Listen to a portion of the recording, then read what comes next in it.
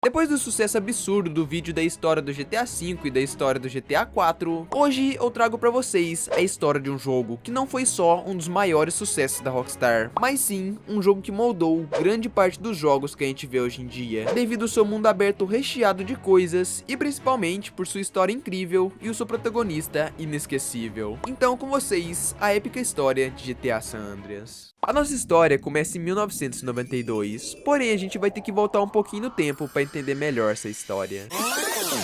Em 1987, o nosso protagonista Carl Johnson, ou como vocês conhecem, CJ, perdeu seu irmão Brian em um trágico acidente, no qual CJ estava presente. E por causa disso, o irmão mais velho do CJ o culpa pela morte do seu irmão. E por isso, CJ ficou muito mal e decidiu se mudar de Los Santos para Liberty City, para esquecer esses problemas. E lá em Liberty City, ele começou a fazer um trabalho de roubo de carros para Joey Leone, filho do Salvatore Leone, que era o líder da máfia Leone, que é uma máfia poderosa que aparece tanto no GTA 3 quanto no GTA San Andreas. Mas enfim, enquanto o CJ fazia esses trabalhos, em Los Santos a coisa tava feia, já que o CJ e sua família e amigos faziam parte de uma gangue chamada Grove Street Families, que eu vou chamar apenas de Grove. E essa Grove era uma das 3 gangues que faziam parte de uma aliança chamada The Families, que compunham 3 gangues diferentes que dominavam a cidade de Los Santos. E relaxa que depois eu vou falar dessas gangues pra vocês. Mas enfim, apesar dos Families serem bandidos, roubando e matando pessoas de outras gangues, eles tinham um código moral, no qual eles não podiam vender e nem consumir droga. Porém, a gangue rival deles, que eram os Balas, começaram a vender droga pela região, e com isso eles conseguiram levar a Grove Street pro mau caminho, fazendo com que eles começassem a usar e também a vender droga, o que acabou viciando e enfraquecendo vários membros da Grove Street. E por causa disso, as outras gangues dos Families acabaram se separando da Grove Street e iniciando uma rivalidade entre as gangues, o que botava um fim na aliança dos Families, que era simplesmente a aliança mais forte de Los Santos. Mas enfim, voltando para 92, nesse ano um carro dos Balas modelo Sabre da cor verde invadiu um território da Grove e deu vários tiros contra a casa da mãe do CJ. E infelizmente, esses tiros atingiram ela, que acabou não resistindo. E muito triste com o acontecimento, o Sweet liga pro CJ e avisa que a mãe deles havia morrido. E o CJ fica tão abalado com a situação que após 4 anos vivendo em Liberty City, ele decide voltar para o velório da sua mãe. Mas o que ele não sabia é que em Los Santos ele iria viver uma das histórias mais fodas que a gente já viu em um jogo. Por mais que o CJ estivesse há muito tempo fora de Los Santos, ele ainda era conhecido e vigiado por muitas pessoas. Tanto que enquanto ele ia do aeroporto para casa da sua mãe, 3 policiais param o táxi que ele estava. E esses policiais eram Frank Tempany, que já conhecia o CJ antes dele ir para Liberty City, Ed Pulaski e o novato Jim Hernandez. E esses 3 policiais faziam parte de uma organização policial corrupta chamada Crash, que buscava paz entre as gangues. E o que eles faziam era simplesmente cobrar propina de algumas gangues para que eles não acabassem com elas. E após humilhar o CJ, eles o colocam no carro da polícia e contam para ele que eles haviam acabado de matar um policial que tinha descoberto que eles eram corruptos. E para que ele não incriminasse o CJ botando a culpa nele por esse assassinato, eles queriam que o CJ fizesse alguns trabalhos pra ele, e como ele não tinha escolhas, ele aceita fazer esses trabalhos. E o Tempany diz que em breve ele iria entrar em contato com o CJ. Mas enfim, após essa conversa, o Tempany larga o CJ em um bairro que era dominado pela gangue dos Balas, para que eles pudessem fazer algo de mal com o CJ, porque os Balas eram os principais inimigos da Grove Street. Mas felizmente o CJ consegue sair do bairro e chegar até a casa de sua mãe. E depois de ter vários flashbacks sobre sua mãe e seu irmão Brian, o CJ é surpreendido por um membro importante da Grove Street, e também seu amigo desde a infância, Big Smoke, que achava que o CJ era um assaltante, mas depois de um tempo ele reconhece o CJ e o consola dizendo que eles fariam de tudo para encontrar os responsáveis pela morte de sua mãe. E após isso eles vão ao enterro da mãe do CJ, e lá a gente conhece mais um membro importante e também amigo de infância do CJ, o Ryder. E logo depois a gente conhece a Kendall e o Sweet, que eram os irmãos do CJ. E durante esse enterro, o Sweet discute com o CJ por ele ter abandonado a sua família e ter ido para Liberty City. E por causa da discussão, a Kendall fica puta e vai embora. E depois dela ir embora, o Sweet conta pro seu irmão o quanto as suas vidas haviam mudado, já que a Grove Street não tinham mais a mesma força de antes. E isso é porque os líderes da Grove Street se recusavam a entrar pro tráfico. E por causa disso, os Balas e uma gangue mexicana chamada Los Vagos, que já faziam parte do tráfico, ganhavam muito dinheiro com a venda de droga, o que deixava eles cada vez mais fortes e com mais territórios em Los Santos, enquanto a Grove se apequenava cada vez mais. deles. E depois dessa conversa, o CJ e seus amigos vão embora do cemitério. Porém, na saída eles são surpreendidos por alguns membros dos balas, que destroem o carro do Big Smoke e forçam o nosso grupo a fugir para casa de bicicleta, enquanto os balas os perseguiam e tentavam matar eles. Mas felizmente eles conseguem ficar vivos e chegarem são e salvos em suas casas. E lá nesse local, o CJ fala que ele decidiu passar um tempo em Los Santos, para que ele pudesse ajudar o Switch e os seus amigos a retomarem o poder que a Grove tinha. E para isso eles pedem para que o CJ corte o cabelo e mude suas roupas, utilizando as roupas verdes que eram o uniforme da gangue da Grove. E o CJ leva isso tão a sério que no dia seguinte ele já começa a ajudar os seus amigos, tanto que ele vai com o Ryder para cortar o cabelo e depois presencia o seu amigo tentando assaltar uma loja, o que acaba dando errado, mas felizmente eles conseguem voltar vivo para casa. Depois disso, o CJ vai até a casa do Switch e encontra ele e o Big Smoke, e os dois pedem para que o CJ faça alguns trabalhos para que as gangues soubessem que ele estava de volta na cidade. Com isso, ele vai com o Switch pichar alguns muros pela cidade e depois ele com o Ryder invadem uma casa e matam alguns traficantes dos balas que vendiam droga para os membros da Grove. E ainda no meio do caminho, eles tentam recrutar de volta dois membros importantes da Grove, que eram o B-Dup e o Big Bear, que haviam largado a Grove, pois o B-Dup queria vender droga e o Big Bear acabou ficando viciado, tanto que ele fazia algumas tarefas domésticas pro Big Dup em troca de droga. Mas enfim, infelizmente os dois recusam esse convite de retornar a Grove.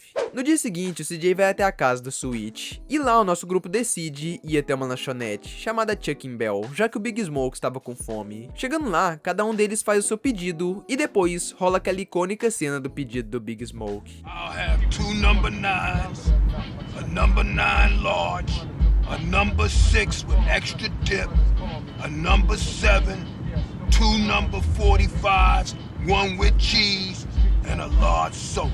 E depois dessa cena, o Ryder vê um carro dos balas que estava indo fazer uma chacina em Ganton. E pra quem não sabe, é o bairro que o CJ mora. E pra evitar essa chacina, eles perseguem esses balas até o Switch com o Ryder conseguir matar eles, antes que eles chegassem em Ganton. E durante esse ataque, rola uma cena bem curiosa, que é que o Big Smoke não dá nenhum tiro nos balas, com a desculpa de que ele estava ocupado comendo, o que não faz o menor sentido, mas enfim. A treta com os balas estava se intensificando. O CJ vai com o Big Smoke até um fornecedor de armas, para que eles pudessem se fortalecer. E depois disso, os quatro se juntam e invadem alguns bairros dominados pelos balas, e eliminam vários deles, mostrando pros balas que agora que o CJ estava de volta, eles fariam de tudo para a Grove retomar o seu poder. E apesar da Grove Street estar tentando se reestruturar, ainda existe um problema muito maior, que eram com as próprias gangues dos Families. Lembra quando eu disse das 3 gangues que compunham a aliança dos Families? Bom, uma delas é a Grove Street, como vocês já conhecem, e as outras duas é a Temple Drive Families e a Seville Boulevard Families, que acabaram com a aliança dos Families e entraram em uma guerra entre si. Tanto que um certo dia, o Switch decide visitar uma namorada dele que morava no território dos Boulevard. Porém, os Boulevard descobriram sobre isso e resolveram atacar ele. Só que o CJ consegue chegar no local e matar todos os membros, para assim salvar o seu irmão e a namorada dele do ataque. No dia seguinte, o CJ vai até a casa do Switch, e lá ele conta que além dos problemas com os balas e com as ex-gangues dos Families, a sua irmã ainda estava se envolvendo com o líder de uma gangue mexicana, chamada Barrios Los Aztecas, que eram rivais da outra gangue mexicana da cidade, chamada Vagos, que coincidentemente também era rival da Grove Street. Mas enfim, o Switch pede pro CJ pegar um carro e ir até o encontro de Lowriders para vigiar sua irmã com seu novo namorado. Chegando no evento, o CJ participa de uma dança de carros e consegue vencer os seus rivais. E por causa disso, a sua irmã e o seu namorado aparecem lá para parabenizar o CJ, mas ele tem um ataque de ciúme e quase sai na porrada com o namorado da Kendall. Só que ele é bem compreensivo e acalma o CJ, e depois se apresenta para ele, dizendo que o seu nome era César Villalpando. E depois dos dois trocarem uma ideia, eles acabam virando amigos. Tanto que o César ainda chama o CJ para participar de uma corrida ilegal na cidade, na qual o CJ consegue vencer o César e vários outros corredores com uma certa facilidade. Tá, mas depois de criar uma certa aliança com o César e os Aztecas, o CJ retorna para os trabalhos dos seus amigos da Grove. Com isso, o Ryder propõe pro CJ um esquema de tráfico de armas para um amigo dele, apelidado de LB. E nesse trabalho, o CJ teria que roubar algumas armas e depois entregar em um local combinado. Com isso, ele invade a casa de um coronel enquanto ele dormia, rouba suas armas e depois entrega para LB. Após isso, ele retorna à casa do Ryder e lá ele se encontra com aqueles policiais corruptos, que por algum motivo conheciam e até mesmo sabiam aonde o o Ryder morava. Mas enfim, os policiais falam sobre um trem que estava vindo para Los Santos carregado de armas, e que os balas e os vagos planejavam tretar para roubar esse trem. Com isso, o CJ e o Ryder vão até o trem e passam por um tiroteio contra suas gangues rivais. Mas felizmente eles conseguem pegar a carga e sair vivo do local. E por fim, no último trabalho, o Ryder e o CJ invadem uma base militar e roubam vários caixotes com armas, e novamente eles conseguem entregar a carga pro LB, finalizando os trabalhos para ele. No dia seguinte, o CJ vai até a nova casa do Big Smoke, que por algum motivo resolveu se mudar do bairro que era dominado pela Grove para um bairro que era dominado pela gangue dos balas. Mas enfim, lá o CJ se encontra com o Switch e o Big Smoke, e eles vão até a delegacia para buscar um amigo dele chamado Jeffrey, ou como a gente conhece, Old Lock, que havia cometido delitos apenas para ser preso, para que isso impulsionasse a sua carreira no rap. E só um spoiler, isso deu totalmente errado. Mas enfim, o Old Lock pede pro CJ ir com ele atrás de um cara que havia feito o Old Lock de mulherzinha na prisão, e ainda havia roubado o seu livro de rimas. Com isso, os dois vão até a casa desse cara e o perseguem até conseguirem matar ele. E após isso, o CJ deixou o Old Lock no Burger Shot, que era uma lanchonete que ele deveria trabalhar para cumprir sua pena. E depois disso, o Big Smoke pede ajuda pro CJ para fazer alguns trabalhos. Com isso, ele vai até a casa do Smoke e encontra ele conversando com o oficial Pulaski e o oficial Tempany. E como era estranho o Big Smoke estar conversando com esses policiais, o CJ pergunta o que eles faziam na casa dele. Mas o Grande Fumaça foge do assunto e chama o CJ para fazer um trabalho. E aliás, esse trabalho era simplesmente seguir um trem com uma moto, para que o Smoke matasse alguns membros dos vagos, que estavam viajando clandestinamente no trem para negociar com uma gangue mexicana de outra cidade. E o CJ consegue ajudar o Smoke a terminar esse trabalho, tanto que depois ele pede pro CJ ser seu guarda-costa em uma negociação com os membros da máfia russa. Só que os membros atacam o Smoke e o CJ decide intervir para ajudar o seu amigo. E após isso, os dois ainda passam por uma perseguição épica no meio da cidade, mas é lógico que eles conseguem despistar os russos e saírem vivos desse serviço. E após terminar os trabalhos pro Smoke, o CJ resolve ajudar o Old Lock. E chegando no local que ele trabalhava, ele fala pro CJ que ele ainda queria realizar o seu sonho de se tornar um rapper, e que aliás ele queria organizar uma festa no bairro principal da Grove Street, para que as pessoas pudessem conhecer a sua música. Então ele pede pro CJ invadir uma festa na praia e roubar uma van recheada de equipamentos de som para usar na festa. E depois disso ele ainda pede para que o CJ invada uma mansão e roube um caderno de rimas de um rapper muito famoso chamado Mad Dog. Com isso, o CJ vai até o local, passa por vários guardas e rouba o caderno de rimas do Mad Dog, para depois entregar ele pro Old Lock. E por fim, o Old Lock ainda propõe um plano pro CJ, que era para ele roubar o carro do empresário do Mad Dog com o empresário dentro, e depois atirar o carro no mar, matando o empresário dele e ao mesmo tempo acabando com a carreira do Mad Dog, que agora estava sem as suas rimas e sem o seu empresário. E agora, com todos os trabalhos prontos, o Old Lock termina sua pena e larga o seu emprego, para enfim tentar virar um rapper. Tanto que ele até faz aquela festa como ele havia prometido, só que o CJ detesta a festa, já que de acordo com ele, as músicas eram uma merda.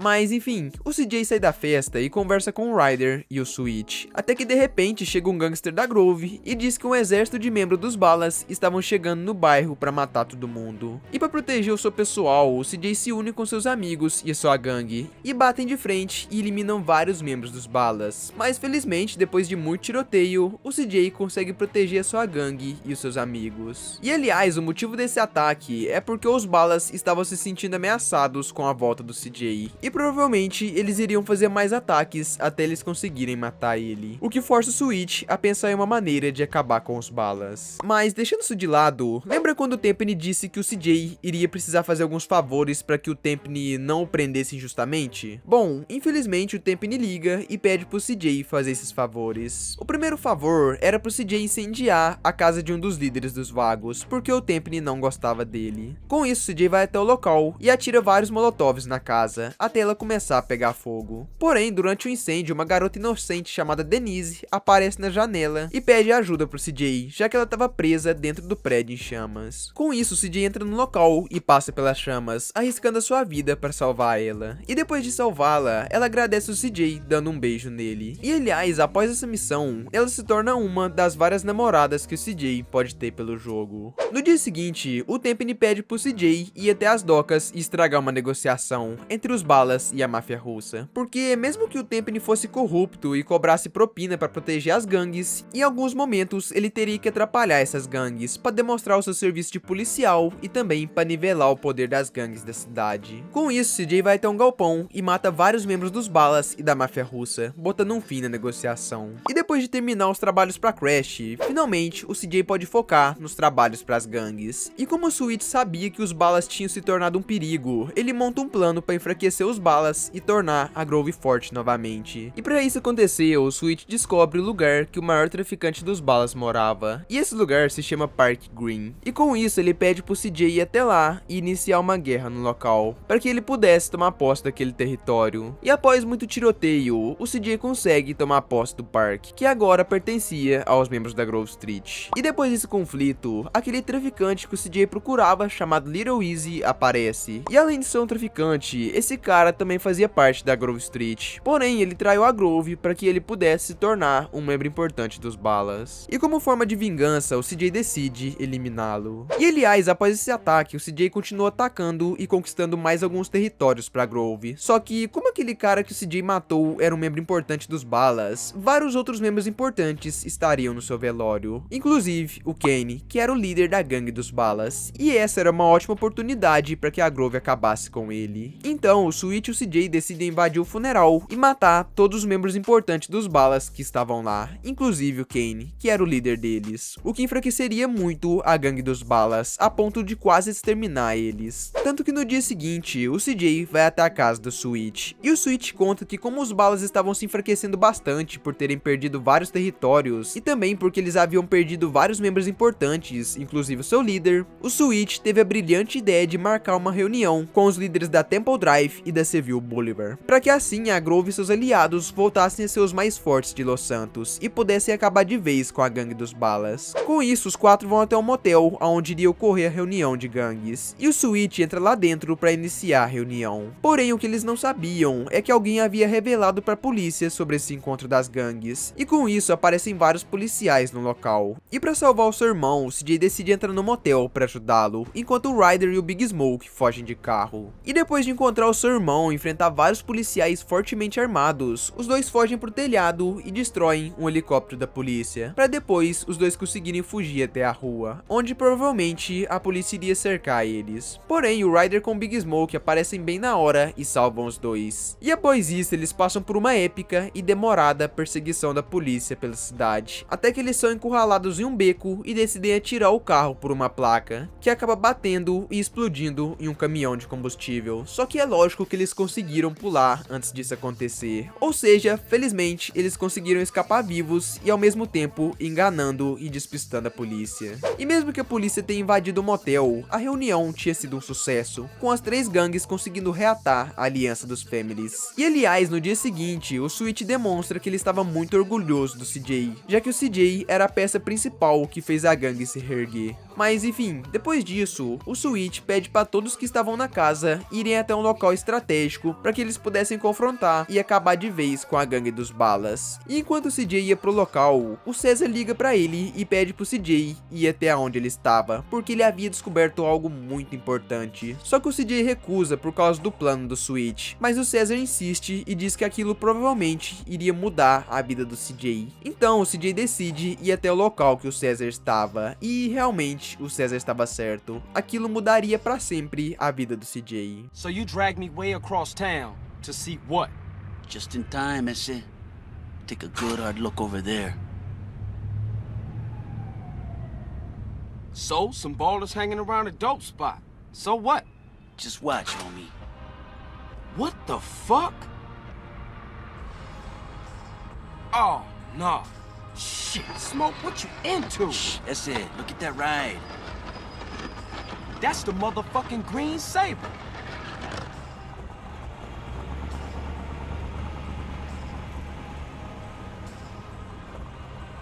Shit, Smoke. Crash making you sell us out? Moms! Sorry, esse. I heard a rumor and poked around. I didn't believe it myself, but... Nah, you did the right thing. I owe you, C's. I gotta go tell Sweet about... Oh, fuck! Sweet! Look, go get Kendall and take her to a safe place. What you thinking? It's sweet. I think him and the homies is walking into a trap. Just go. Go! Pra quem não entendeu, é o seguinte, lembra daquele carro verde que os balas usaram pra matar a mãe do CJ? Bom, aquele carro estava nessa garagem, e além do carro e os membros dos balas, dentro dessa garagem também estavam o Big Smoke, o Ryder e o Tempany, o que deixava claro que os três estavam envolvidos na morte da mãe do CJ, e que o Ryder e o Big Smoke eram traidores, o que explicava o fato da polícia ter descoberto sobre a reunião no motel, e o motivo do Big Smoke não ter atirado nos balas naquele rolê dos lanches. E aliás, muita gente não entende, mas o motivo do Big Smoke e o Ryder terem traído a gangue é porque eles queriam entrar pro tráfico de drogas, só que é lógico que a polícia iria interferir nos planos deles. Então eles fizeram um acordo com o Tempany, no qual eles trairiam a Grove passando informações pro Tempany, em troca dele fazer vista grossa pro tráfico de drogas. E como os líderes dos Families eram contra a venda de drogas, o Big Smoke e o Ryder se aliaram aos balas, que eram a favor da venda. E depois de um tempo, os dois acabaram se tornando os líderes da gangue dos balas, e também chefes do tráfico em Los Santos. E com essas informações que eles passavam pro Tempany, o Tempany poderia evitar que a Grove retomasse sua força em Los Santos. E fazendo isso, o Tempany ganharia dinheiro dos balas e ao mesmo tempo nivelaria o poder de todas as gangues de Los Santos, já que ele traía algumas gangues para que nenhuma delas se tornasse muito forte. Mas enfim, depois de ver aquela cena, o CJ fica muito surpreso e triste, até que ele percebe que provavelmente os traidores haviam contado pros balas sobre o plano do Switch. Ou seja, com certeza, o Switch estava indo para a armadilha dos balas. Então o CJ pede pro Cesar pegar a Kendall e sair da cidade para proteger ela. E depois disso ele vai até o local que o Switch estava e percebe que o seu irmão havia sido atingido por vários tiros. E depois de contar pro Switch sobre os traidores, o CJ fica puto e bate de frente com os membros dos balas para proteger o seu irmão. Até que depois de um tempo a polícia intervém e acaba prendendo os dois. E essa traição e essa apreensão botam fim no primeiro capítulo da nossa história. Tempo depois, o CJ acorda dentro do carro do Tempany, e o Tempany revela que o Switch havia sido preso, e que o CJ só não tinha sido preso porque o Tempany ainda precisava da ajuda dele. E aliás, com o Switch preso e o CJ exilado, as três gangues dos Families chegaram ao seu fim, já que os balas e os vagos tinham dominado a cidade de Los Santos por completo. Mas enfim, voltando pra história, o Tempany pede pro CJ subir a montanha mais alta do jogo e matar um ex-policial que estava sendo protegido pelo FIB. E o motivo disso é porque esse ex-policial tinha informações sobre a corrupção do Tempany. Com isso, CJ vai atrás desse policial e bota um fim nele, e ainda fotografa o corpo para provar pro Tempany que ele havia feito o serviço. E depois disso, CJ recebe uma ligação do Cesar, dizendo que ele e a Kendall estavam bem. Porém, ele conta que além dos Families, a sua gangue, que era os Aztecas, também havia sido extinta, e que agora era muito perigoso eles voltarem pelos Santos. Então, ele pede para que em breve o CJ se encontre com ele em uma cidade da zona rural. E aliás, o Cesar pede pro CJ encontrar uma prima dele que morava lá por perto, porque essa prima poderia ajudar ele a se estabelecer na zona rural. E essa prima era simplesmente a Catalina, uma mulher chata, louca e extremamente perigosa. E quando o CJ encontra ela, ela propõe para eles fazerem alguns assaltos na região, sendo o primeiro deles um assalto a um posto de gasolina. Porém, como o vídeo era prova de balas, eles mudam de ideia e decidem roubar um caminhão com um tanque de gasolina que estava no local e levá-lo até o contato da Catalina. E durante esse trabalho, a Catalina demonstra um certo interesse romântico no CJ. Mas enfim, depois disso, o CJ recebe uma ligação de um número desconhecido, que pede pra ele ir até uma casa na zona rural. E quando ele chega lá, ele encontra o Tempany drogadaço, e depois disso, o cara que ligou pro CJ aparece. E o apelido dele era The Truth, que era um hipster cheio de conspirações e paranoias. Mas enfim, lá o Tempany diz que era pro CJ comprar maconha do The Truth, pra que depois ele pudesse incriminar um cara importante em San Fierro. E pro The Truth plantar essa maconha, ele pede pro CJ roubar uma colheitadeira de uma plantação. E o CJ vai até lá e consegue fazer isso facilmente, pra depois entregar ela pro The Truth, que diz que era pro CJ juntar um dinheiro para que ele pudesse pagar pela maconha.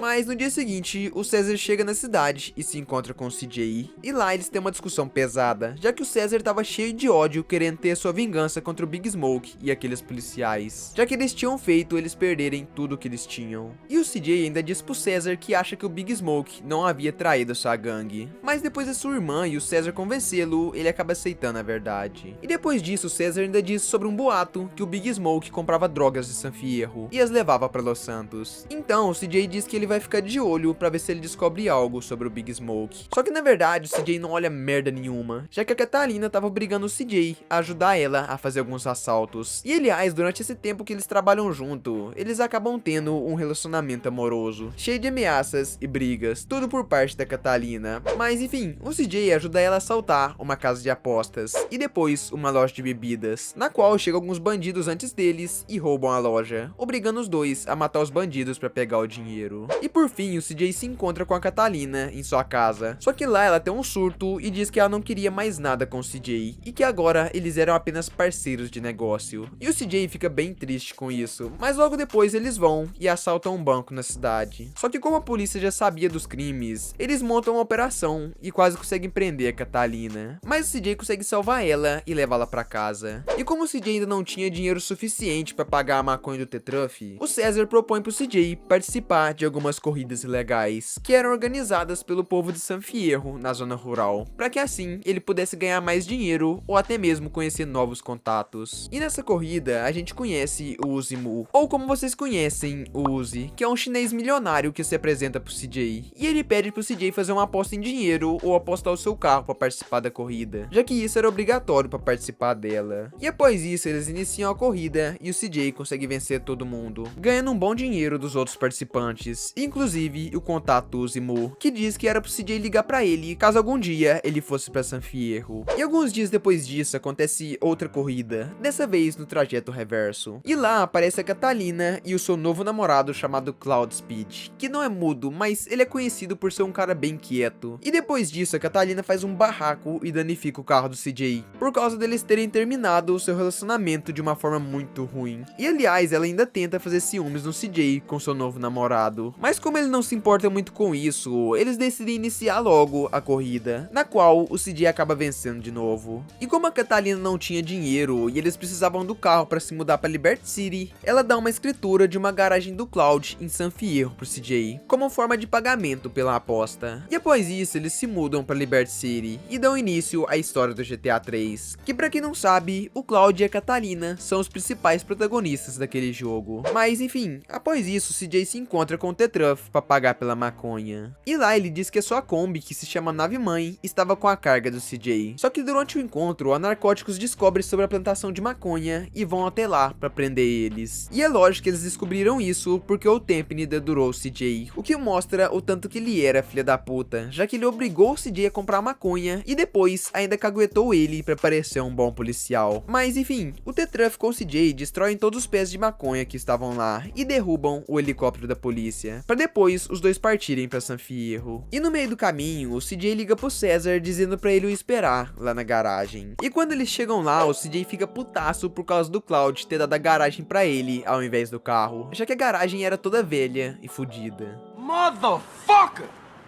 That mute asshole, that fucking snake without a tongue, gave me this shithole instead of a pink slip. I must be the biggest fucking idiot in the whole fucking world. E depois o CJ fica pistola, a Kendall diz que eles vão ajudá-lo a transformar aquela garagem em uma oficina. E o T-Truff diz que ele também poderia ajudá-lo apresentando alguns mecânicos da região. E depois de andar pela cidade e contratar dois mecânicos chamados Jethro e Dwayne, o CJ ainda contrata o Zero, que era um nerd que entendia muito de tecnologia e eletrônica. E agora com a sua equipe pronta, finalmente eles começam a transformar o local em uma garagem mecânica. Mas após alguns dias, o Tempany liga pro CJ e pede para que ele finalmente usa aquela maconha que ele havia comprado do T-Truff para incriminar um promotor de justiça. Com isso, CJ mata o manobrista e se disfarça com o uniforme dele, para que ele possa roubar o carro do promotor e voltar com ele para a oficina para implantar a maconha. E depois disso tudo, ele devolve o carro para o estacionamento e liga para a polícia, que pega o promotor e o seu carro recheado de maconha.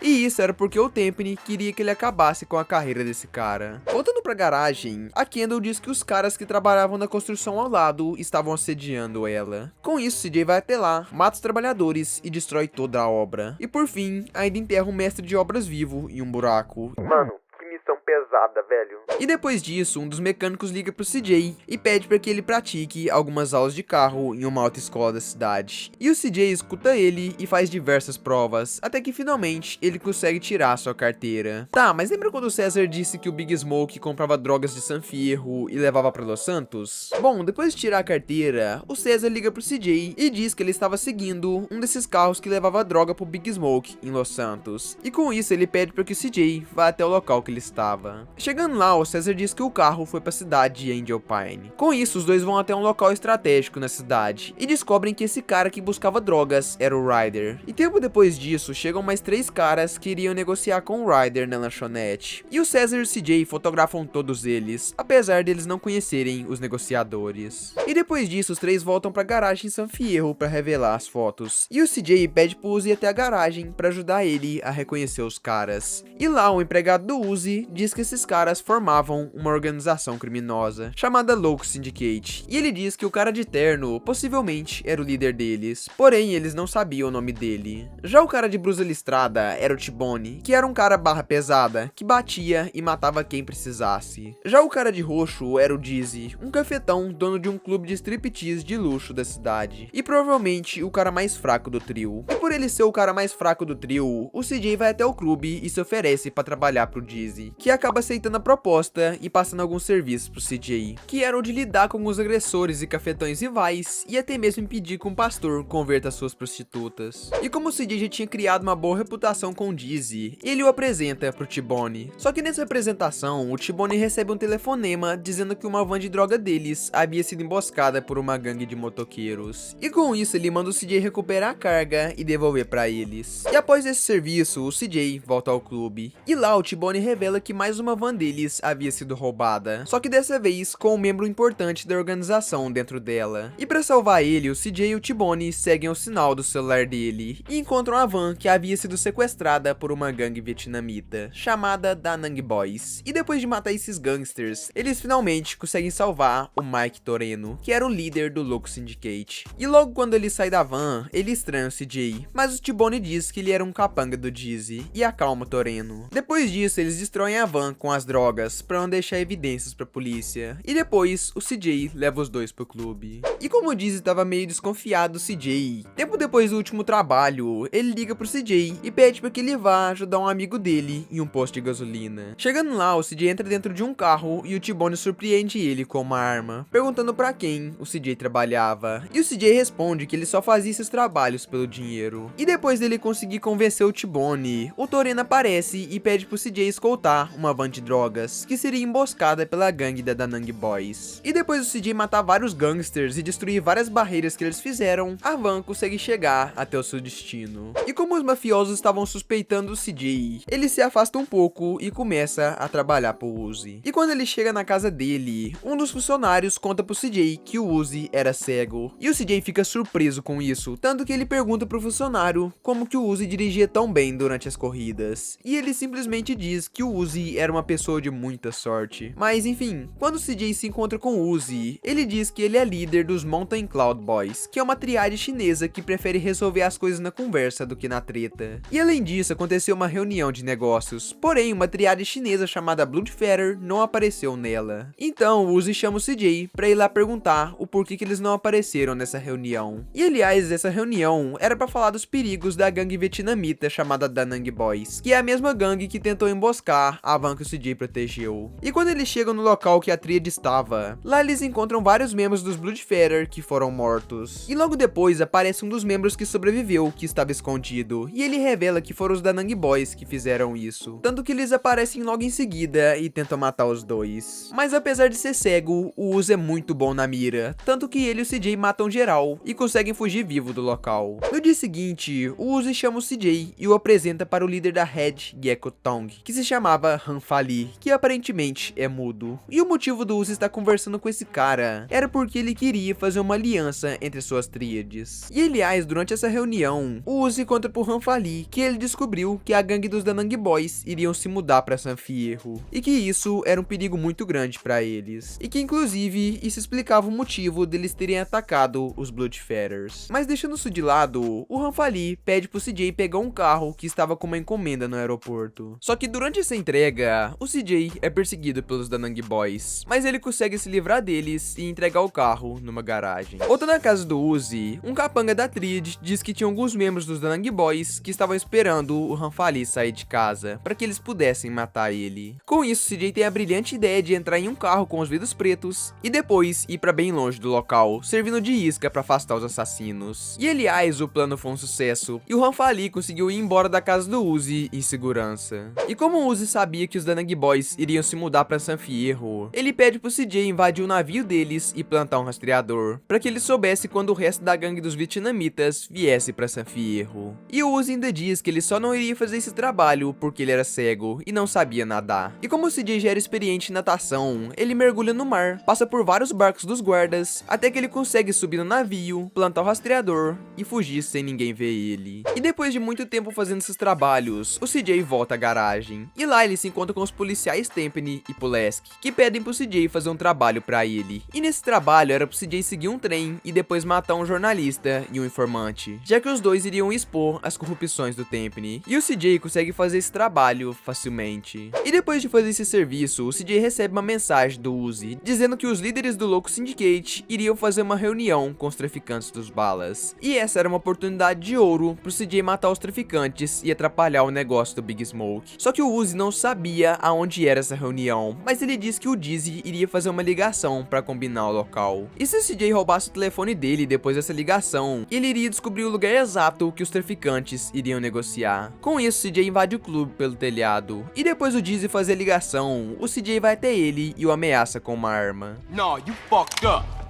Come on, man. Só que depois disso, o Dizzy consegue fugir, obrigando o CJ a perseguir ele e a matar ele no meio da rua, para depois conseguir roubar o seu telefone. E depois disso, ele descobre que a negociação iria ocorrer no Pier 69. Então, o CJ vai com o César até um ponto estratégico perto desse pier. E lá, eles veem vários guardas da gangue dos Lorifas no telhado, que era a gangue que o T-Bone era líder. E como o Uzi tinha mandado vários membros da sua gangue para ajudar o CJ, esses membros começam um tiroteio com os guardas, e o CJ os ajuda de longe com uma sniper. E depois de tomar posse do lugar, o T-Bone com o Ryder e alguns balas e rifas chegam lá para negociação. E tempo depois, o helicóptero com o Toreno tenta pousar no local, mas eles avistam os corpos no telhado e avisam os membros das gangues para que eles possam fugir. Com isso, CJ decide que é hora de atacar, então ele invade o local, mata todos os gangsters que estavam lá, e ele e o César botam um fim na vida do T-Bone. Porém, como o Ryder havia ficado vivo, ele tenta fugir do local de barco, mas o CJ o persegue e explode o barco que ele tava, botando um fim na vida de um dos seus melhores amigos de infância, que infelizmente havia traído ele. Mas enfim, no dia seguinte, o Uzi recebe mais uma informação. Dessa vez ele descobriu que o Mike Toreno iria usar um helicóptero para ir embora de San Fierro, e essa era a única chance que o CJ tinha para acabar de vez com a máfia do Loco Syndicate. Com isso, o CJ vai até o local e vê o helicóptero decolando. Então ele segue o helicóptero e abate ele com lança-mísseis, botando um fim na vida do Mike Toreno e acabando de vez com a maior máfia de San Fierro. Depois disso, o CJ volta pra garagem e fica bem triste por ter matado o Ryder. Mas o César conta um segredo pra ele que só ele e a Kendall sabia, que era que o Ryder já tentou estrupar a irmã do CJ. E com essa informação, o CJ percebe que realmente ele havia feito a escolha certa. E durante esse papo, o Uzi chega e diz que tem uma fábrica de drogas do Loco Syndicate que ainda estava funcionando, e que se o CJ quisesse acabar de vez com as drogas que o Smoke comprava, ele teria que destruir essa fábrica. E para isso acontecer, um empregado do Uzi enche um carro de dinamite e entrega ele pro CJ. E o CJ invade a fábrica e explode o carro lá dentro, acabando de vez com os fornecedores de droga do Big Smoke. Alguns dias depois disso, o CJ vai até a casa do Uzi pra agradecer ele. Só que lá, o Uzi diz que ele tava quase fechando uma aliança com o Ranfali e a Red Gekotong, e que se tudo desse certo, ele iria se mudar de San Fierro. Porém, ele é interrompido por uma ligação de um membro da sua máfia, que diz que o restante dos Da Nang Boys estavam chegando em San Fierro com o navio. Então, o CJ diz que pode resolver esses problemas pro Uzi enquanto ele fechava a sua nova aliança. Com isso, CJ e mais um capanga partem de helicóptero para atacar o navio. Porém, o helicóptero é derrubado e o piloto acaba morrendo. Só que o CJ fica vivo e entra no navio e mata vários membros da gangue vietnamita. E lá no navio, ele ainda descobre que havia um container com vários refugiados que seriam vendidos no tráfico de pessoas. Com isso, ele liberta os refugiados e depois vai até o líder da gangue, que era um sensei, mestre em artes marciais. E esse cara desafia o CJ para uma luta de espadas e felizmente ele acaba vencendo a luta, o que bota um fim na gangue dos Da Nang Boys. E depois disso, ele se encontra com os refugiados e foge do local. E, inclusive, o acordo dá certo e o Uzi acaba se mudando de San Fierro. Depois disso, o Zero pede ajuda pro CJ, dizendo que o dono da sua loja queria vender o imóvel. E para que o Zero não ficasse desempregado, ele pede pro CJ comprar o lugar. E como o CJ tava rico, ele vai lá e compra o local. E depois de fazer isso, o CJ visita o Zero. E ele diz que ele estava em uma guerra contra um cara chamado Berkeley. E o terrível motivo disso era porque... Oh, I know. You knocked this bitch. No. I won the prize in the science fair. First prize, that is. And now you wanna pop you?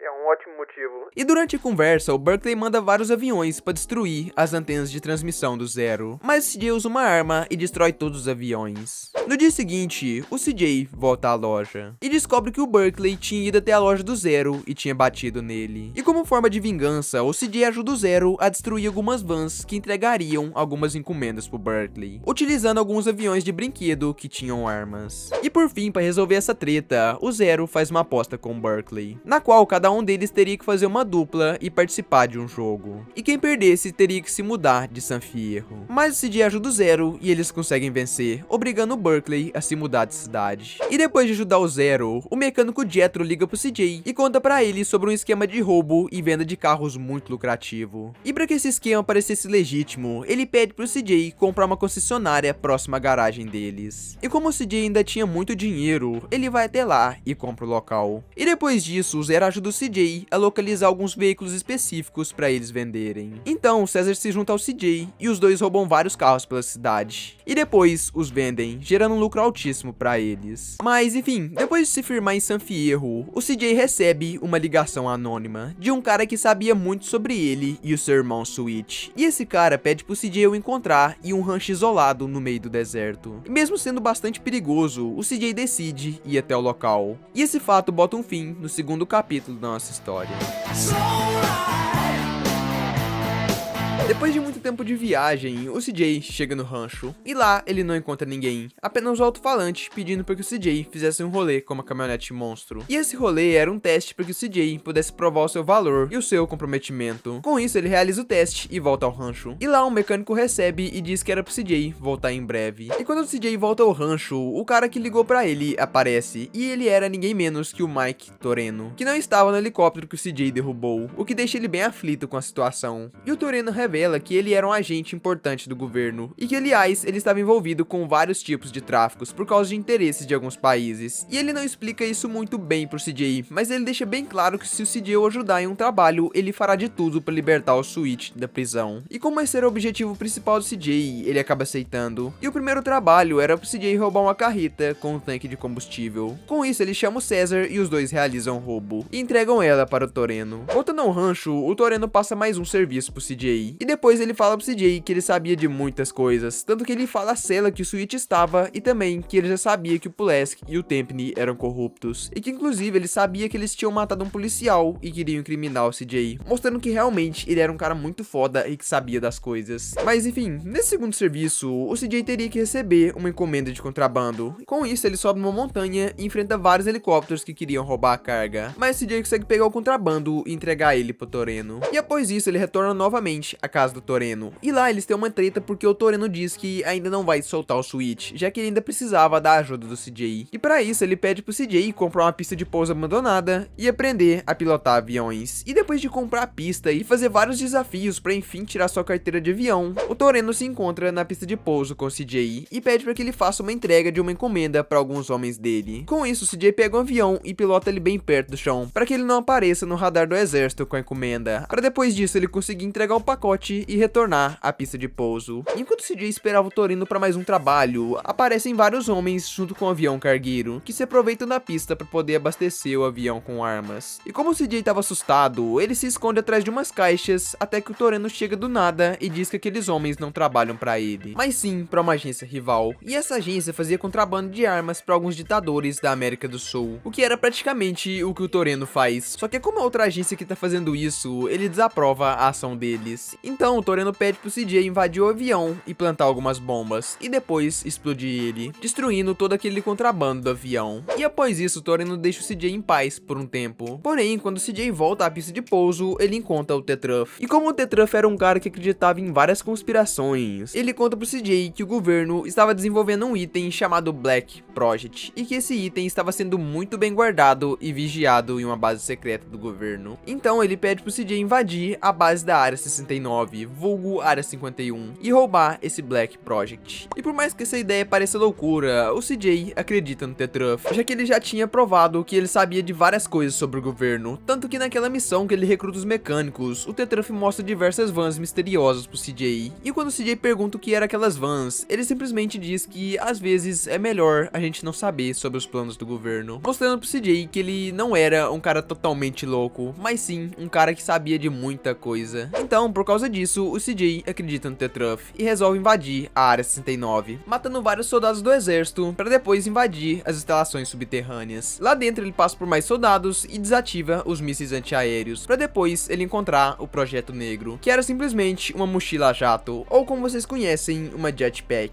Com isso ele sai da base usando a jetpack e a entrega pro T-Truff. E no dia seguinte o T-Truff aparece na pista de pouso, todo desengonçado tentando controlar a jetpack. E depois disso ele explica pro CJ que ele iria usar essa jetpack para roubar um objeto secreto que seria transportado pelo governo em um trem. E como o T-Truff não sabia pilotar a jetpack, ele pede pro CJ fazer esse roubo para ele. E para isso o CJ pergunta como era esse objeto, e o T-Truff diz que ele não sabia o que era, deixando o CJ bem puto da vida. Mas mesmo assim, o T-Truff consegue convencer o CJ a fazer o roubo. E depois de arriscar sua vida e roubar o objeto, o CJ volta até a pista e entrega ele pro T-Truff e pergunta pra ele o que era aquele troço. Só que o T-Truff sai brisadão e não explica o que era aquele objeto, que até onde a gente sabe era uma espécie de gosma verde. Mas enfim, deixando isso de lado, depois disso o T-Truff dá a jetpack pro CJ, que está avaliada em cerca de 60 milhões de dólares. E logo após esse trabalho, o Uzi liga pro CJ e diz que agora ele estava morando em um cassino chamado Four Dragons, que ficava na cidade de Las Venturas. E ele pede para que o CJ viaje até lá para visitar ele. Chegando no cassino, o Uzi diz pro CJ que ele precisava de ajuda, já que alguém estava ameaçando seus funcionários e vandalizando as suas máquinas, para meio que tentar sabotar o cassino dele. E ele também conta que existiam 3 famílias mafiosas de Liberty City que controlavam a cidade de Las Venturas. E o Uzi acredita que uma dessas famílias está por trás dessas vandalizações, já que essas 3 famílias eram donas do cassino Calígulas, o maior cassino da cidade, e também rival do cassino do Uzi. Então o Uzi oferece uma parte vitalícia dos lucros do cassino, caso o CJ o ajude a resolver esses problemas. Depois disso, alguns homens do Uzi chegam e diz que eles pegaram um dos vândalos do cassino, e o CJ tem a brilhante ideia de torturar esse cara até ele revelar pra qual máfia ele trabalhava. E depois de rodar metade da cidade com esse cara no capô, ele revela que ele era da família Sindaco, e que essa família que estava por trás dos vandalismos. E aliás, ele não conta sobre isso, mas esse cara do capô era ninguém menos que Johnny Sindaco, que era o líder da máfia Sindaco. Mas enfim, depois disso, o CJ volta ao cassino e revela que era a máfia Sindaco que estava por trás dos ataques, e que inclusive ele acha que as outras 2 máfias que o Uzi falou estão ajudando os Sindacos nesses ataques. Então ele propõe pro Uzi para eles realizarem um assalto ao cassino Calígulas, para que eles ferrassem com essas 3 máfias e também para que eles pudessem ganhar bastante dinheiro. E o Uzi adora essa ideia, tanto que ele sugere que o CJ roube alguns explosivos de uma pedreira em Las Venturas. Então o CJ vai até o local e rouba os explosivos, dando início às preparações do golpe. Após isso, o CJ volta ao cassino e joga cartas com o Uzi. E lembra quando o capanga do Uzi disse que ele tinha muita sorte? Então, Bom, na verdade, os capangas deles jogavam deixando o Uzi ganhar. Por isso ele dizia que ele tinha muita sorte. E como o CJ joga normal, ele ganha do Uzi e rola uma cena bem curiosa.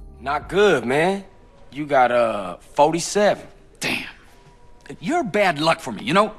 When I play the other guys, I always win. Tá, mas depois disso, um funcionário do Uzi chega e diz que os membros da máfia Sindaco estavam fazendo fichas falsas e utilizando nas máquinas do Uzi. Com isso, CJ vai até o local que eles faziam essas fichas e destroem todas as máquinas que eles usavam para fabricar elas. E enquanto ele voltava pro cassino, o CJ recebe uma ligação do T-Truff, pedindo para que ele buscasse uma banda britânica e um empresário que estavam no meio do deserto. E isso é porque eles estavam junto com o T-Truff, só que eles ficaram brisadão e acabaram se separando. Com isso, CJ vai até o local no deserto e só encontra o empresário Paul e um dos membros da banda chamado Macker. E depois de encontrá-lo, eles vão com CJ até um criador de cobras para tentar encontrar o resto da banda. Só que os donos do lugar os reconhecem e tentam matar eles, já que eles fizeram uma bagunça no local na noite passada. Só que o CJ consegue protegê-los e depois levá-los até um local em Las Venturas. E no meio do caminho, eles dizem que eles estavam torcendo para que o resto da banda estejam bem. Só spoiler, a gente nunca mais vai ouvir falar do resto da banda. Mas enfim, o local que eles pedem pro CJ levar eles era simplesmente no cassino Calígulas, que é aquele cassino rival que o CJ queria assaltar. E lá o CJ conhece o advogado Ken Rosenberg. Sim, ele é o mesmo Ken que aparece no GTA Vice City. Mas enfim, esse cara era um intermediador entre as três máfias que controlavam o cassino, já que as três se odiavam bastante. E esse Rosenberg estava bem estressado e com medo, porque ele estava com alguns problemas com essas três máfias. Tanto que tempo depois, o Paul liga e pede para que o CJ ajude o Rosenberg em alguns trabalhos, dando oportunidade de ouro pro CJ espionar o cassino para poder organizar o golpe. Mas enfim, depois da ligação, o CJ retorna ao Calígulas para ajudar o Rosenberg. E lá, o Rosenberg diz que ele era uma pessoa que tinha uma vida muito boa, porém ele ficou viciado em coca e acabou indo para reabilitação. E por causa disso, ele acabou perdendo tudo que ele tinha. E para se reerguer, ele arrumou esse emprego no cassino, no qual ele teria que administrar o cassino e intermediar as negociações entre as três máfias que tinham parte do local. Porém, como as máfias se odiavam, ele tinha muito medo que as três máfias entrassem em guerra ou até mesmo matassem ele para tomar o controle do cassino. E nesse papo, ele diz que o Johnny Sindaco, que é o líder da máfia Sindaco, passou por um trauma e acabou indo pro hospital em coma. E sim, esse é o mesmo cara que o CJ tinha colocado no capô. Mas enfim, o Rosenberg diz que ele tinha muito medo de que a máfia Forelli, que é a segunda máfia que administrava o cassino, fosse até o hospital e sequestrasse o Johnny. Então ele pede pro CJ ir até lá e buscar ele. E no meio do caminho, o CJ começa a ficar com medo de que o Johnny o reconhecesse, já que esse trauma foi causado por aquela tortura do CJ. Mas chegando no hospital, ele pergunta sobre o Johnny e a atendente diz que ele já havia sido retirado por uma ambulância, o que claramente era uma tentativa de sequestro da família Forelli. Então o CJ procura a ambulância, toma posse dela e leva o Johnny até uma fábrica de carnes, que era o esconderijo secreto da máfia Sindaco em Las Venturas. E como o Johnny estava em coma, felizmente ele não vê e nem reconhece o CJ. Voltando ao Calígulas, lá o CJ incentiva o Rosenberg a assumir o controle do cassino e mostrar a todas as máfias quem é que mandava no lugar. Com isso ele cria coragem e chama o CJ para eles irem a uma reunião na fábrica de carnes. E chegando na fábrica, o CJ insiste para ele não participar dessa reunião, com medo de ser reconhecido. Porém, o Rosenberg amarela e implora pro CJ participar da reunião com ele. Então o CJ decide participar, ficando meio escondido atrás do Rosenberg. Porém, quando o Johnny vê o CJ, ele diz que foi o CJ que o torturou e depois ele tem um ataque de pânico e acaba tendo um infarto e morrendo. Com isso, a máfia começa a atacar eles, mas o CJ elimina os membros, não deixando nenhuma testemunha do que aconteceu, já que, de acordo com o Rosenberg, se as outras máfias soubessem que os Sindacos haviam acabado, elas iriam tentar tomar posse do cassino. Mas enfim, depois de tanto tiroteio, o CJ com o Rosenberg conseguem fugir e voltar ao cassino. No dia seguinte, o CJ recebe uma ligação do Tempany, pedindo para que ele fizesse um trabalho para ele. E nesse trabalho era pro CJ matar um agente da divisão de drogas que iria entregar um dossiê incriminando o Tempany. E depois de matar ele teria que roubar esse dossiê. E o CJ consegue fazer esse trabalho facilmente. E depois de fazer esse trabalho, o Tempany marca um local em uma cidade abandonada no meio do deserto, para que o CJ possa entregar esse dossiê para ele. E durante o encontro, o Tempany nocauteia o Hernandes com uma pasada, já que era ele que tinha denunciado o Tempany para aquele agente. E depois o Tempany vai embora e deixa bem claro que o Pulaski ia matar o CJ depois desse trabalho, já que eles não precisavam mais dele. Então o Pulaski obriga o CJ a cavar uma cova para ele e pro Hernandes. E quando o CJ termina de cavar, o Pulaski se prepara para matar o CJ. Só que o Hernandes acorda e tenta impedir o Pulaski, mas no susto o Pulaski atira no Hernandes, que acaba caindo na cova e morrendo ali mesmo. Só que essa ação deu deu uma brecha pro CJ reagir e impediu o Pulaski, que acaba fugindo de carro do local. Mas o CJ o persegue cheio de ódio, já que na perseguição o Pulaski debocha várias vezes da mãe do CJ. Mas depois de perseguir o Pulaski por muito tempo, o CJ consegue pegar ele e botar um ponto final na sua vida. E também um ponto final na Crash, que agora estava muito enfraquecida, sem o Hernandez e sem o Pulaski. Ou seja, agora só restava o Tempany.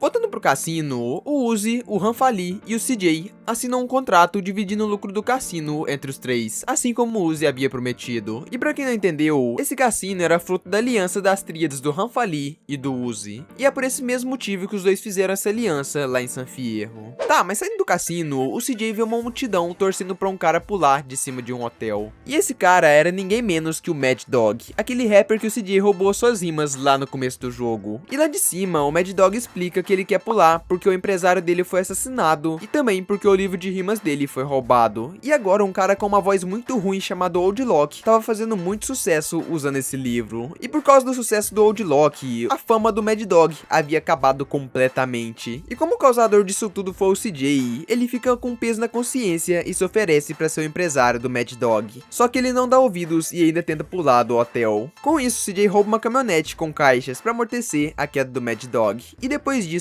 ele o leva para o hospital. E o Mad Dog agradece e diz que ele iria procurar o CJ daqui a alguns dias. Depois do imprevisto, o Rosenberg liga pro CJ e diz que o líder da máfia Leone, que era a terceira máfia que comandava o cassino, descobriu que a máfia Sindaco havia acabado. E por causa disso, esse líder resolveu tomar posse do Calígulas e declarar guerra contra a máfia Forelli, para que ele se tornasse o único dono do cassino. Então o CJ vai até lá e conhece o Salvatore Leone, líder da máfia Leone e pai do Joey Leone, que era o contato que o CJ trabalhava em Liberty City. E lá o CJ conta pro Salvatore que ele era um matador nato. E o Rosenberg confirma o que o CJ disse. E como os Sindacos estavam fora e o Salvatore haviam tomado posse do cassino, a máfia Forelli havia mandado um avião com vários assassinos para matar o Salvatore. Então ele pede pro CJ pegar um avião e interceptar o avião dos assassinos no ar, em uma cena totalmente realista. E depois de entrar no avião, o CJ mata todos os assassinos e retorna para Las Venturas. Depois disso, o CJ vai novamente até o Calígulas. E lá o Salvatore pede pro CJ para que ele vá para um restaurante em Liberty City e mate o Marco Forelli, que era o líder da máfia Forelli. E o CJ pede alguns capangas para ajudar ele. Então o Salvatore envia o Rosenberg, o Paul e o Macker para ajudar o CJ. Só que como o CJ sabia que o Salvatore estava torturando seus amigos e também era bem perigoso para eles, ele pede para que os três saiam de Las Venturas e finjam que eles haviam morrido durante essa missão em Liberty City, para que nada de mal acontecesse com eles. Depois disso, o CJ pega um avião e vai ao restaurante Saints Mark Bistro, em Liberty City. Chegando lá, ele elimina vários membros importantes da máfia e depois mata o Marco Forelli, tirando de vez a máfia Forelli do poder do cassino, que agora pertencia apenas ao Salvatore Leone. E quando o CJ volta pelas Venturas, ele liga pro Salvatore e diz que o Rosenberg, o Paul e o Macker estavam mortos, o que a gente sabe que era mentira. Depois de fazer esse último trabalho, o CJ vai direto até o cassino do Uzi para contar o que ele descobriu e enfim planejar o assalto. E o Uzi pede para que o CJ arrume uma planta do cassino. E para conseguir isso, o CJ bota fogo no prédio de uma construtora para que todo mundo saia dele. E depois ele vai até o último andar sem ser visto e tira uma foto da planta do cassino. Voltando para a sala de planejamento, lá o CJ apresenta a planta do Calígulas pro Uzi. E era cego. Mas enfim, o Uzi diz que eles iriam precisar de um cartão de acesso para entrar nas áreas restritas do cassino. Com isso, o CJ tem a ideia de conquistar alguma funcionária do cassino para depois roubar o cartão dela. Então o CJ segue uma funcionária do cassino até um sex shop e lá ele descobre sobre as fantasias dela e também descobre que ela havia contratado um garoto de programa. Então o CJ compra uma fantasia que ela gostava e a segue até a sua casa. Chegando lá, ele mata o garoto de programa e assume o lugar dele, o que faz os dois terem uma noite bem animada. Se é que vocês me entendem. Mas enfim, depois disso os dois acabam entrando em um relacionamento que vai durar até o golpe do cassino. Voltando pro planejamento, o CJ fica putaço com o Uzi porque ele tinha contado sobre o golpe para várias pessoas, tanto que o CJ expulsa as pessoas do local de planejamento. I appreciate your input,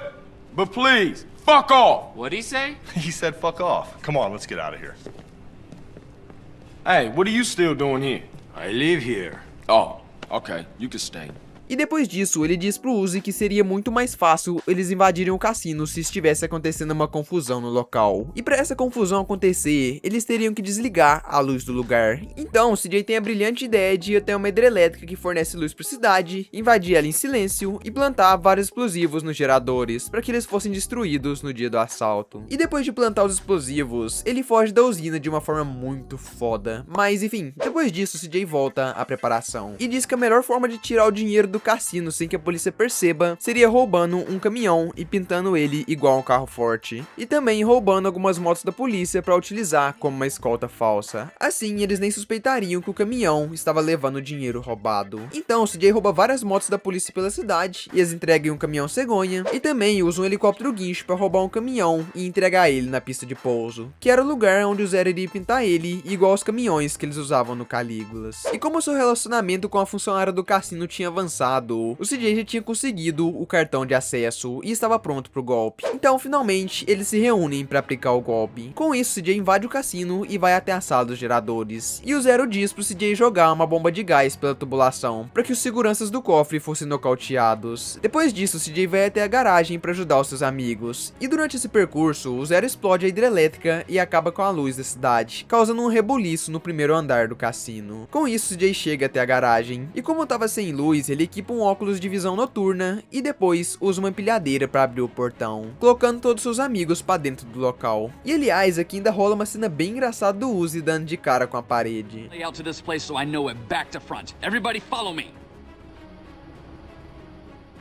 Damn! The devious bastards have changed the layout. Don't worry. I'll take the lead, boss. Good idea. Everybody, follow him. Mas enfim, depois disso eles vão até o cofre e passam por vários seguranças. Só que durante esse caminho, o Zero diz que aquele Berkeley lá de San Fierro tinha hackeado o sistema do cassino e tava tentando religar a luz do local. E o motivo disso é porque o Zero tinha jogado na cara do Berkeley que ele iria roubar o cassino, e por isso o Berkeley tava tentando atrapalhar eles. Então o CJ volta à sala dos geradores e destrói todos eles, para que assim sua gangue conseguisse entrar no cofre, roubar o dinheiro e depois abastecer os carros fortes, para enfim eles conseguirem sair do cassino sem levantar suspeitas. Depois disso, o CJ ficaria com a parte mais difícil, porque ele teria que andar pelo cassino até chegar no último andar, já que ele estava fazendo o papel de isca para os seus amigos conseguirem fugir com o dinheiro. E aliás, no meio desse caminho pro teto, o Berkeley dá um jeito de religar a luz do cassino, dificultando ainda mais a fuga do CJ, o que deixa ele muito puto. Mas enfim, depois de passar por vários guardas, o CJ finalmente chega no último andar. Lá de cima, ele salta do prédio e rouba um helicóptero da polícia, para enfim ele conseguir fugir da cidade e se encontrar com seu grupo na pista de pouso. E por mais que o Zero chega pedindo desculpas pro CJ, ele fica putaço e dá um murro no Zero por ele ter contado sobre o golpe pro Berkeley, e também por quase ter fudido o plano inteiro. Mas enfim, golpe feito, e o CJ ficava ainda mais rico do que ele era. E também agora o cassino Calígula se enfraqueceria e o Force Dragon, que é o cassino do Uzi, se tornaria o cassino mais forte da cidade. Inclusive o Salvatore descobre que o CJ estava por trás do golpe, tanto que tempo depois ele liga pro CJ para jurar ele de morte, o que infelizmente acaba ficando apenas na ameaça. Mas enfim, esse golpe bota um fim no penúltimo capítulo da nossa história.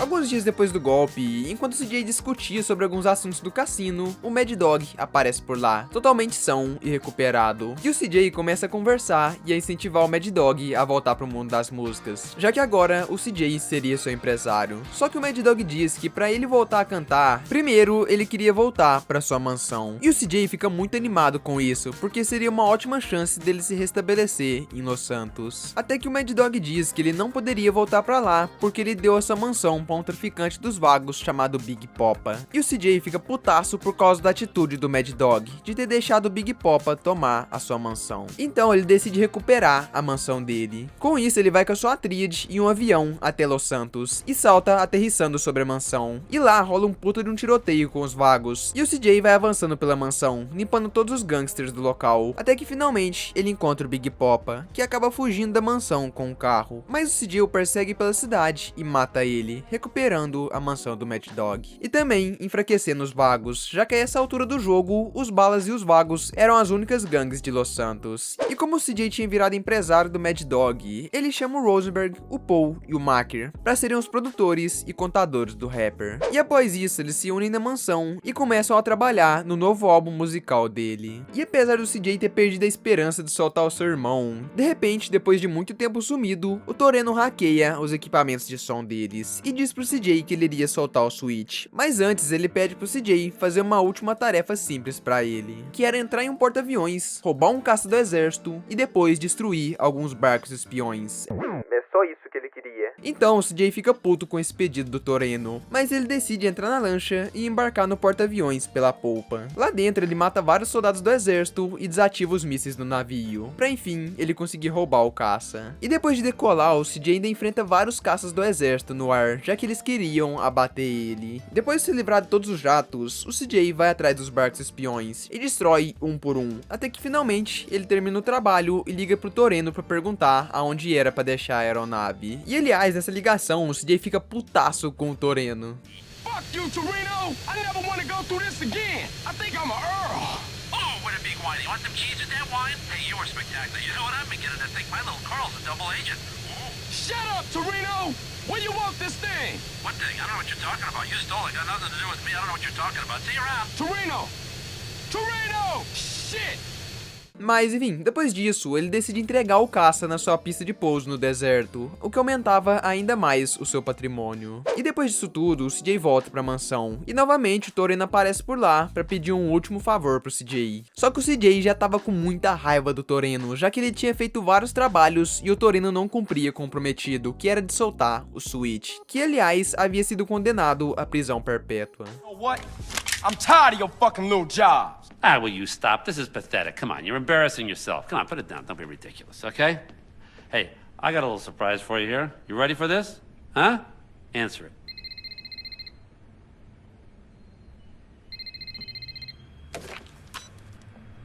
Hello?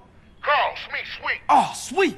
I don't know what happened. They just released me. E depois dessa chamada, o Toreno revela que o último favor pro CJ era de que ele buscasse o seu irmão, que havia sido solto da prisão em Los Santos. Então, quando o CJ chega na delegacia, ele conta pro Switch sobre todas as suas conquistas, como a mansão do Mad Dog, o Cassino das Venturas, a garagem em San Fierro e até mesmo que ele estava entrando no mundo do rap. Mas o Switch fica puto e diz que o CJ estava se esquecendo da Grove Street, e os dois começam uma discussão, até que o Switch diz que o CJ estava se parecendo com o Big Smoke, o que deixa ele bem triste e reflexivo. Mas depois dessa briga, o Switch pede para que o CJ o leve até Ginton, que é o antigo bairro que eles moravam. E chegando lá, eles percebem que várias casas estavam sendo saqueadas e que vários membros antigos estavam viciados. E além disso, todos os territórios da Grove e dos Families haviam sido tomados pelos balas e pelos vagos. E como o CJ tinha levado um puta de um esporro do Switch, ele fica com um peso na consciência e decide ajudar o seu irmão a matar todos os traficantes e balas que estavam no bairro, para enfim conseguir tomar ele de volta pra Grove Street, que agora teria que recomeçar do zero. Só que antes de focar nas gangues, o Mad Dog pede um último favor ao CJ, que era o de retomar o seu livro de rimas que estava com o Odlock. E como ele estava gravando um clipe ao vivo, eles vão até o local que o Odlock estava, e quando o Odlock vê os dois, ele foge em um aerodeslizador, e eles o perseguem na água, e depois eles o perseguem pela cidade usando alguns karts, até que finalmente ele é encurralado em uma gravadora, e os dois obrigam ele a entregar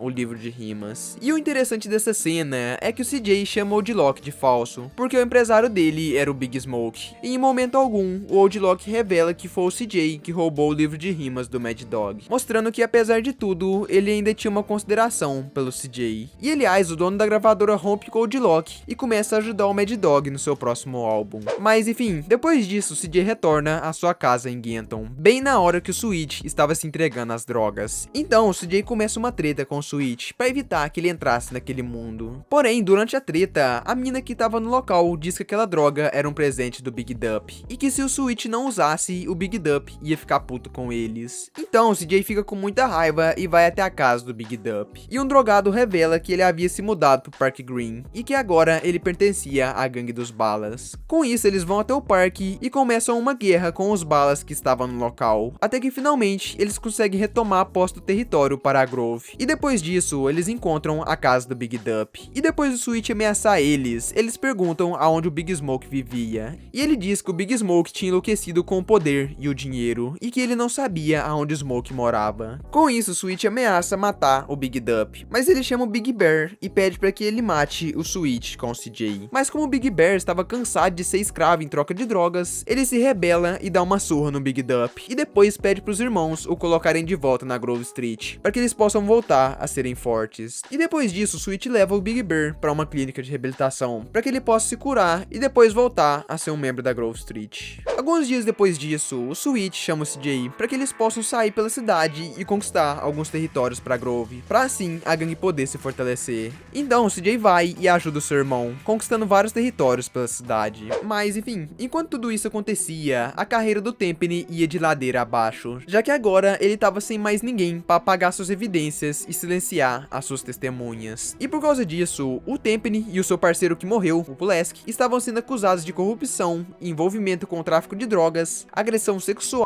e até mesmo do assassinato do policial Pendlebury, que é aquele policial que eles iriam usar para incriminar o CJ no começo do jogo. E aliás, eles também estavam sendo acusados do sumiço do policial Jim Hernandez, que é aquele policial do incidente no deserto. Eddie Pulaski and Frank Tenpenny, both hard-working members of a community policing unit, have been charged with racketeering, corruption, narcotics, and sexual assault. Fellow officer Ralph Pendlebury, who had threatened to turn state's evidence, and now the disappearance of fellow officer Jimmy Hernandez. E como a cidade inteira sabia que ele era corrupto, todos estavam em casa vendo televisão, esperando o resultado do julgamento. Até que um advogado vai até os repórteres e diz que o Tempany havia sido absolvido de todas as acusações e dado como inocente por falta de provas. E por causa disso, toda a população de Los Santos fica revoltada com o resultado do julgamento e começa uma guerra civil na cidade. E quando o Sweet e o CJ saem para voltar para Ganton, eles percebem que estava tudo um caos, com vários furtos, brigas, carros e propriedades destruídas e várias outras coisas. E o Sweet, frustrado com a situação, ele fala pro CJ que eles mesmos vão ter que acabar com o Tempany se eles quiserem justiça. Mas enfim, depois disso eles chegam em casa e o CJ com o Sweet tem uma discussão. E o Sweet pede para que o CJ pare de se gabar pelas suas conquistas, já que o Sweet tinha feito muita coisa para ajudar a sua família enquanto o CJ estava em Liberty City, e ele nunca tinha jogado isso na cara do CJ. Keep yapping on what you done did. Let me tell you what I done did. When Kendall needed shoes, I went out and got the money. When Mars needed operation, I robbed people for the bread. While you off in Liberty City thinking about your own shit. For 5 years, come on, man. E no meio da treta, o César aparece pedindo ajuda, para que ele possa retomar o território que a gangue dos vagos estavam, que antes pertencia à gangue dos Barrios Los Aztecas, que é a gangue que o César era líder. E no início o CJ recusa porque ele estava ocupado com os problemas da Grove, mas depois do Sweet insistir, o CJ decide ajudar o César. Então o CJ recruta alguns membros da Grove, e o César diz que tinha alguns membros importantes dos Aztecas esperando eles em um local. E no caminho para esse lugar, o César conta que depois de resolver tudo, ele planejava se casar com a Kendall, e ele pede para que o CJ converse com o Sweet sobre esse assunto, já que com certeza o Sweet seria contra o casamento. Mas enfim, depois disso eles chegam no local combinado e começam a invadir alguns bairros e a matar muitos membros dos vagos que haviam tomado posse do local que pertencia à gangue dos Aztecas. Inclusive era nesse mesmo local que o César morava. E depois de tanto tiroteio, finalmente o César e o CJ conseguem retomar a posse do território. E depois de fazer esse trabalho, o CJ recebe uma ligação do Sweet, que diz que para eles acharem o Big Smoke, eles teriam que conquistar vários territórios em Los Santos, para meio que enfraquecer a gangue dos balas e dos vagos. Dessa forma, em algum momento, eles descobririam aonde o Big Smoke estava se escondendo. E para ajudar o seu irmão nesse plano, o CJ cria várias guerras pela cidade e conquista vários territórios para Grove. Até que finalmente eles descobrem o local que o Big Smoke estava escondido, e os dois se unem para irem atrás dele. Chegando no esconderijo do Smoke, o CJ se lembra daquela discussão que ele teve com o Sweet há uns dias atrás, e ele pede para que ele vá sozinho enfrentar o Big Smoke, para meio que se redimir de todas as coisas que ele havia feito de mal para sua família e para Grove Street, e também porque ele queria ter sua vingança contra o Tempany e o Big Smoke. E o Sweet entende o lado do CJ e deixa ele ir sozinho. E como a segurança do lugar era muito forte, o CJ rouba um tanque antitumulto que a SWAT estava usando para conter os cidadãos da região, e usa ele para arrebentar a parede do edifício e passar por todos os guardas, até ele conseguir entrar dentro dentro do prédio. Lá dentro, o CJ teria que subir 4 andares com vários seguranças. Então ele passa pelo primeiro andar, que era o andar da segurança, passa pelo segundo andar, que era o local onde eles fabricavam as drogas, e por fim, passa pelo terceiro andar, onde tinha vários membros importantes dos balas, dos vagos, dos rifas e até mesmo da máfia russa, que tinha uma aliança com essas gangues. Inclusive, esse era o andar mais luxuoso do prédio, tendo até mesmo uma estátua do Big Smoke. E depois de matar todo mundo do local, o CJ chega ao último andar e encontra o Big Smoke, que estava totalmente tomado pelo poder e pelo dinheiro. Hey, CJ, I was wondering when you would show up. How'd you know it was me? Knew it was my old dog, CJ. Knew you was coming and I don't give a shit. I'm here to take care of your fat ass. Then I'ma take care of your friends in the police department. Where they at? Man, fuck this shit. Man, you and Tenpenny. Man, fuck Tenpenny and fuck his Polish lapdog and fuck the police, man. Oh, that's old shit. Look at you, you got the whole world. I ain't got no regrets, man. Smoke, you had... I made it, CJ. I'm a success. I can't be touched. I don't give a fuck. Fuck the whole world. What happened to you, man? Man, what the fuck do you care? I guess we better do this shit then. E depois desse papo, o Big Smoke chama o CJ pra um confronto. E depois deles trocarem tiro pelo andar inteiro, finalmente o CJ consegue matar o Big Smoke, botando um fim em todo o seu império de drogas e dinheiro. The power. I don't give a shit. Oh, fuck, man. Why you just didn't quit, man? We was like family, homie. I had no choice. I had to do it. I just see the opportunity. Oh, when I'm gone, everyone gonna remember my name. Big Smoke. E apesar de tudo que aconteceu, o CJ fica bem triste com a morte do Big Smoke. Mas o filho da puta do Tenpenny aparece bem na hora e obriga o CJ a encher uma maleta de dinheiro, pra que depois o Tenpenny possa fugir da cidade, já que ele tinha muito medo de que a população matasse ele. Kill Pulaski, now this fat fuck? There's no stopping you. Drop the gun. You ain't leaving here alive, man. Where's your brother at, huh? Why you just didn't shoot me in the back? Feeling exposed, huh? Shut your dumb ass up and load the bag. Come on, let's go. I ain't got time to fuck with you. So what it's like, Tenpenny, huh? All alone? Nobody got your back? Suck, huh? Why you think I'm alone? I got a couple of rookies outside. But I gotta open their eyes slowly, you know. Little truth here, little truth there. Alright, fuck it, that's enough. Chuck it over. I got a fire truck to catch. You crazy, man. You lost. You gone. Half the city's looking for cops to kill, Carl. And I ain't about to get dragged out of a patrol car and get beat to death by some angry mob. No, not tonight. What you catching? A plane? Ding, ding, ding, ding, ding! Good answer, Carl! You know, you're gonna thank me one day for opening your fucking eyes. Oh, I almost forgot, Carl. Time to die. Sweet! What?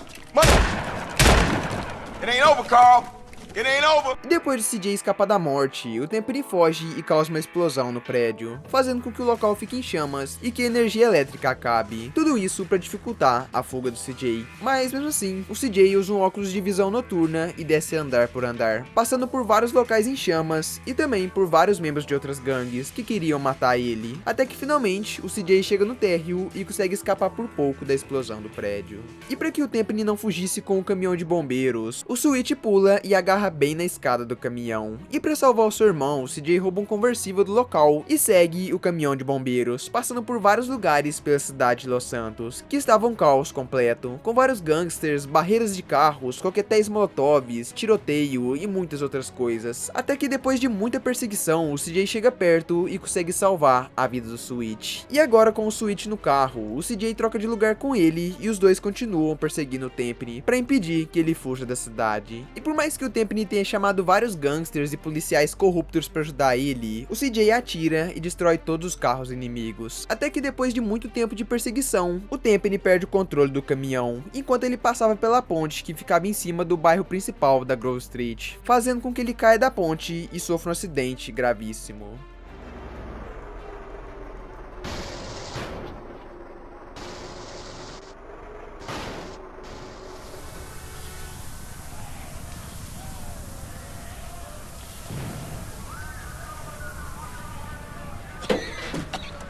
Come on, assholes! I'll take you all! You're mine! Mine! I run this town! Hey! Over here! Hey! Officer down, come on! Hey!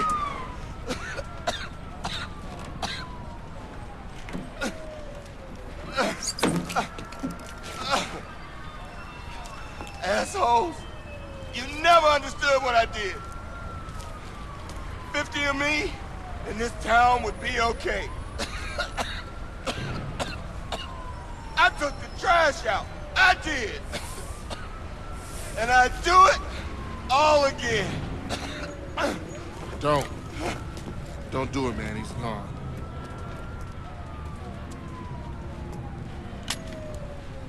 I just want to be sure it's over, man. That's all. It's cool. Don't need to put a bullet in him. He killed himself in a traffic accident. No one to blame. I'm just glad it's finally over. What's up with Smoke? You know what's up with Smoke. He always saw things a little different than us. Smoke? Smoke was always on his own, always out for self. That is the surest path to hell, man. Let's go get something to eat. Sounds good to me. See you around, officer. E como o Tenpenny morreu por causa do acidente, nem o CJ e nem o Switch levaram a culpa da morte dele, ou seja, nenhum dos dois iria ter problema com as gangues ou com a polícia. Hey, now that everything is cool, we gotta stay on top of our game. Keep everything in check, but subtle.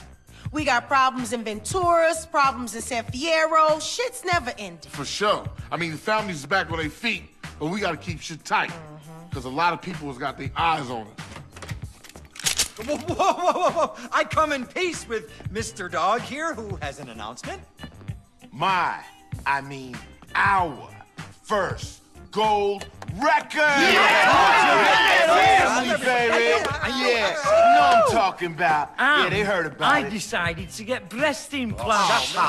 Loco ese. Joke on. Anyway, what's next? We should hit the casinos, roll some dice with Woozie. Nah, we gotta take care of shit here first. We going on tour, fam! Has anyone got a tissue? My nose is, it won't stop running. Is anybody? Yeah, I have. Over there.